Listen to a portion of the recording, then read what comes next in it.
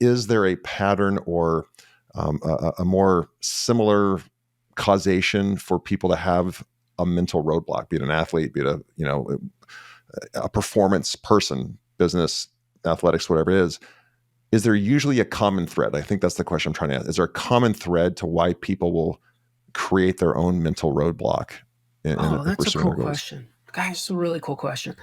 So, I mean, like you hear about things like the yips, right? Yeah.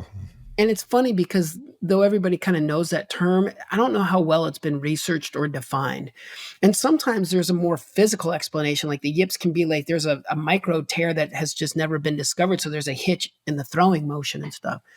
But from a psychological perspective, there was a guy, his name's Maurer. And Maurer has this thing called the two-factor learning theory of avoidance.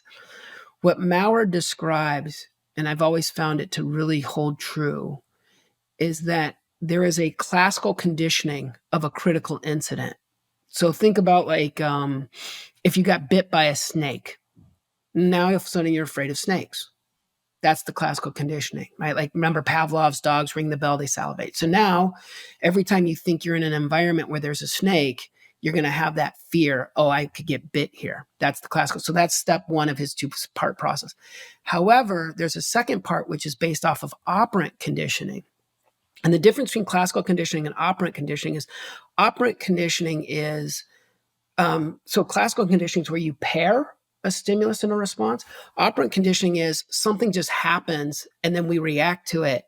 And then that reaction is either reinforced to do more or less of. So what's amazing about his theory was we have a critical incident and that teaches us something that we pair. So again, bit by a snake. Now every time I'm around a valley, I think there's a snake out there and I'm afraid. Yeah. But the second part of it, the operant conditioning, is I avoid going to the valley and I feel better because I'm avoiding that fear stimulus. So I avoid going to valley, then I avoid going outside, then I avoid leaving my room. So the avoidant aspect can kind of circle itself. Yeah. So what's interesting in the world of sports, and there has been some research on this, where if a guy misses a game-winning shot at an arena, oftentimes they will shoot below their average when they go and play. So you'll see this from time to time, and they never reference it as the yips or anything else, but they'll go, oh, such and so quarterback has never won in this particular stadium. And they'll associate that feeling, that whatever, with that particular place. So they can shoot the lights out in another, or throw the lights out in another stadium or arena, but when they come to that particular one, boom. There's a critical incident, right? Wow. And one of my ahas was I was working with a player who lost a Super Bowl in an arena that was neither his hometown arena nor something in his conference. So it wasn't like he played there every year. So he goes to so again, like let's say, and I'll just make up a team, like, the Albuquerque Isotopes, or the Albuquerque, Isotopes is actually a real team. The Albuquerque, Sure. the Albuquerque Archbishops, Yep. or something, right? Sure.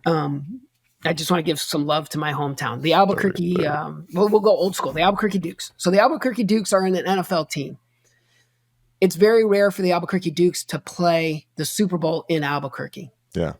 So this quarterback, and again, I'm trying to just protect some anonymity. Sure. Of course. The quarterback had played in a Super Bowl for the Albuquerque Dukes, but the game was in Austin, Texas. Yep. Because Austin, Texas also has a team, but they're not in our conference or in our division. So it's not like he plays there a lot. However, every time he does go to that stadium, he was below his average, and he picked up on that. Wow. So we had to kind of unpack what happens when you go to that arena. And when he started with, he goes, all I can think about is this mistake, this mistake that caused us to lose the Super Bowl. Wow. So that was the critical incident. Yeah. Now, what he couldn't do is he couldn't avoid going like, hey, I'm no longer playing in that arena.